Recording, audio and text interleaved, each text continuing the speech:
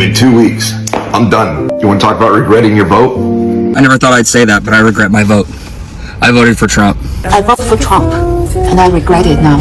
As a Hispanic, I voted for Donald J. Trump. Dude, I regret it so much, man. I am regretting my vote for Donald Trump. I voted for Donald Trump and now I regret it. A lot of people who were like me voted for Trump and have to account for that. I regret voting for Trump. So deeply regret my vote for Donald Trump. I regret voting for Trump. I was a dumbass, voted for Trump. It was the worst decision I ever made. I've seen the light, and I got out of MAGA. A lot of us there have seen the light. We have deep regrets. I feel guilty because I voted for Trump twice. I feel very guilty because I feel responsible. That's why he's still running. I was with Trump for 9 straight years. I'm disappointed. I'm very disappointed in Trump right now. The United States has lost over 800,000 jobs this year so far under the Trump administration, and that is the most jobs lost from January to July since 2020. And remember who was president back then?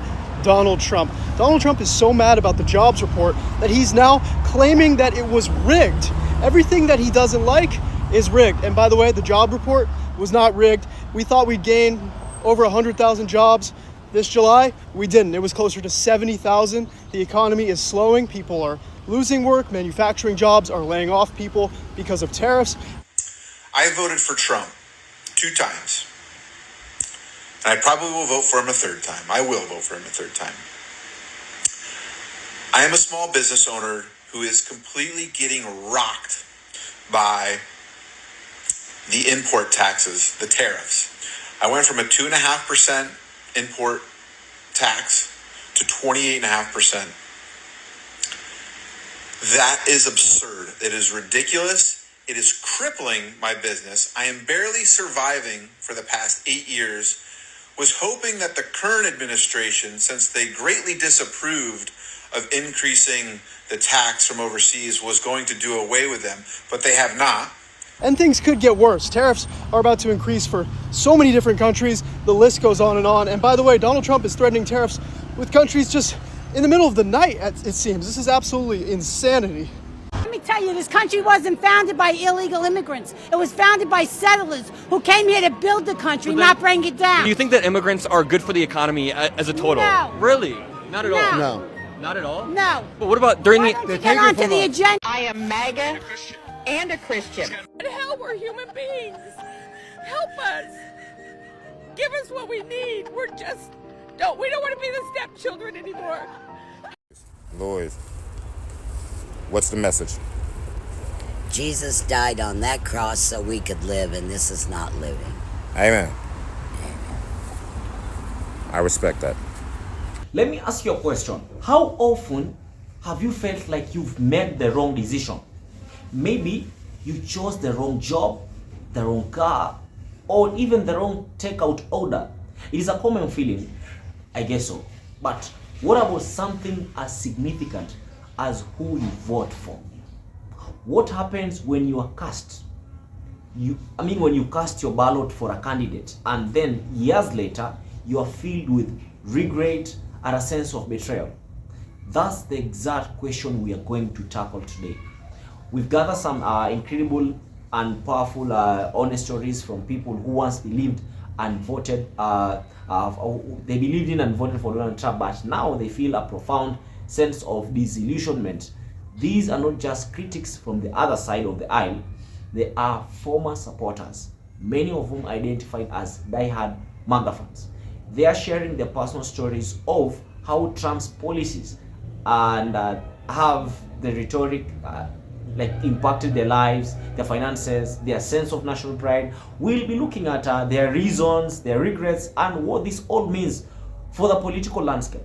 If you have ever felt let down by a political figure, or let me say just curious about the shifts happening in voter sentiment, this video is for you. As you should watch. I'd love you to like it, share it, and comment your thoughts or your experiences down below, because your story is an important part of this national conversation.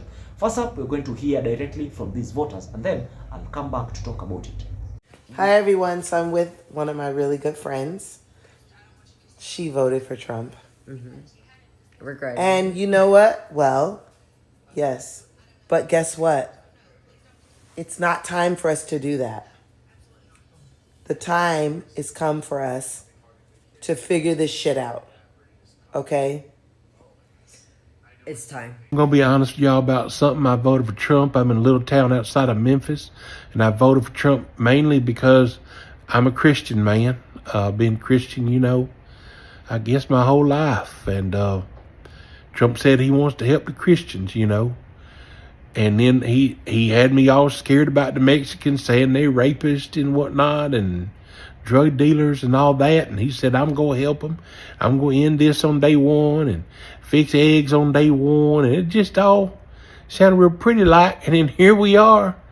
And Trump's destroying America. I mean, he's gotten rid of... Now, he said he wasn't going to touch Medicaid. Now he approves.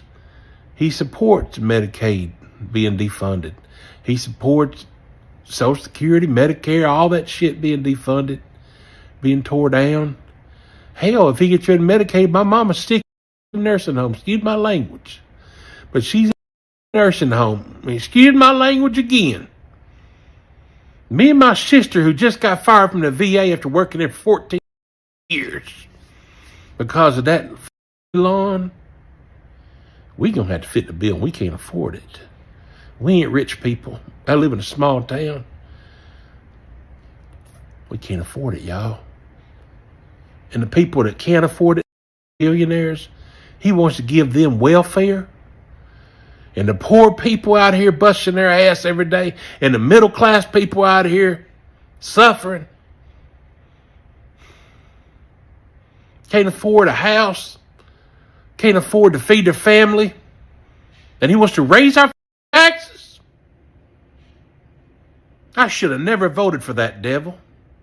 And he like a Nazi. When he did that salute, I knew it.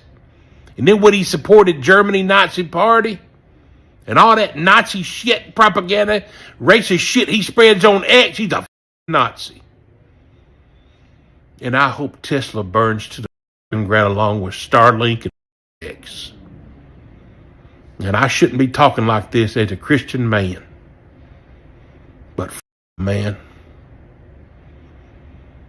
they're a bunch of fucking fascists. They're destroying our goddamn democracy. Excuse me. Destroying our Constitution, going against the courts, going against the laws. And the only people they care about is themselves. Did you guys see that woman talking about her father getting kicked out of the nursing home? Well, apparently the nursing homes are kicking out their Medicare patients. And she was like, why would they do that? And everyone in the comments was like, honey, this is what you voted for.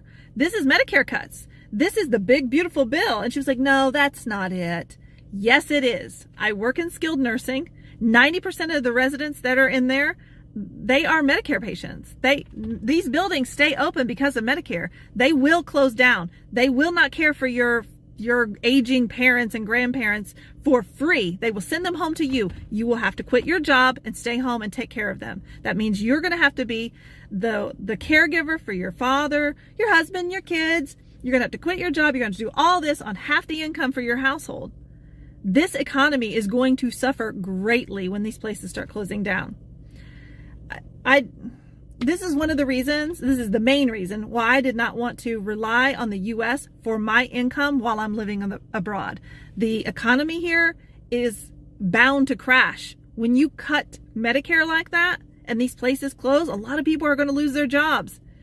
The dollar is going to suffer.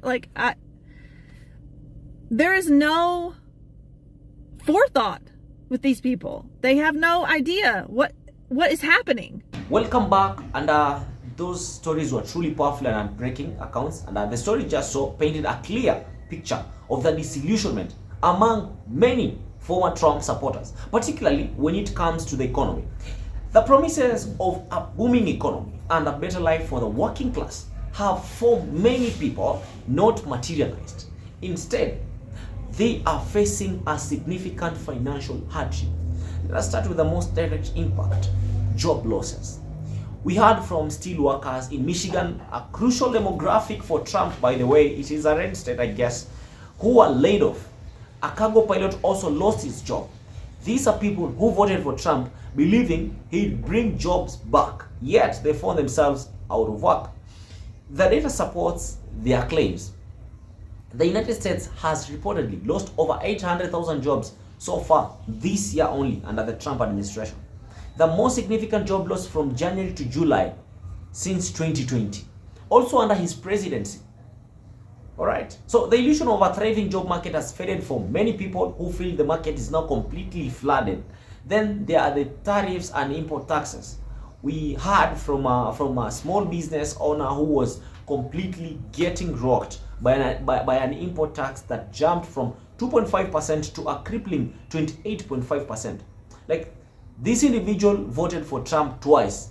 He's now facing the reality where his business is barely surviving. Right? So the tariffs intended to protect the American industries have had an unintended consequence. Right? They have accidentally slowed some industries, including steel, and have been passed down to the recently unemployed, making life even much harder. The third major economic issue is the rising cost of living. People we heard from expressed profound concern about inflation. Gas and egg prices have remained stubbornly high, and groceries are at an all-time high. Like, the prices have skyrocketed much than previously. So one person wanted spending $250 for just 6 bags of groceries, a feeling many can relate to. Utility bills have also skyrocketed for some, with one person's bill jumping from around $200 a month to an unbelievable $606 in a single month. This has led to people draining their bank accounts and accumulating crippling credit card debt. And finally, let us talk about the big beautiful bill. We heard from a voter who was a former supporter, and he felt completely betrayed by this bill, which he has called it BS. He was initially drawn in by the promise of no tax on overtime, but that turned out to be a tax credit for the people that make a certain amount of money, leaving him feel baited. To add to the insult, like, this bill is projected to add about $4 trillion to the national debt, a fact that makes some voters sick with worry about the country's future. Guys, let us go beyond the economy. The social policies of the Trump administration have also been a significant source of regret for many voters. A major point of concern is healthcare, specifically the reported efforts to defund Medicare and Social Security. We've heard from a woman whose 6 children, 2 of whom are on the autism spectrum and 1 with severe asthma, lost their Medicaid coverage. For her, this is not just a political issue. It is a matter of life and death for her children. Other families we heard from are equally terrified, with reports of nursing homes kicking out their Medicare patients. Due to cuts, many are facing the impossible choice of becoming untrained caregivers or letting their elderly and disabled family members go without care. As one person put it, you see that families are being forced to quit their jobs and live on half the household income. This is a precursor to the impact of the big beautiful bill, like big bad bill, and a direct contradiction to the promises many believed were made. So the biggest takeaway from these interviews, however, is the deep sense of betrayal and political disillusionment. The voters we have heard from felt like they were told everything we wanted to hear, but that Trump turned out to be a con and a liar. They feel used by Republican officials and are insulted and completely embarrassed by the administration. One Christian man who voted for Trump out of fear and believed that Trump would help Christians now call him a Nazi who is destroying our democracy and constitution, blah blah blah. So this is a powerful shift, as this is an individual now feels deep regret and a sense of guilt for his own vote. And in the end, many of these former supporters are left feeling like, damn, yeah, for their vote. As one person confirmed, it was the worst decision I ever made, right? The illusion of making America great again has faded, replaced by personal hardship, financial strain, and a sense of profound betrayal. It is a sobering reminder that for many politics, it is not about rhetoric. It is about the very real and personal consequences of a leader's actions. So, guys, what do you think about this? Do you think these people, because of their political disillusionment, do you think they deserve whatever they're going through right now? Tell me down in the comments below.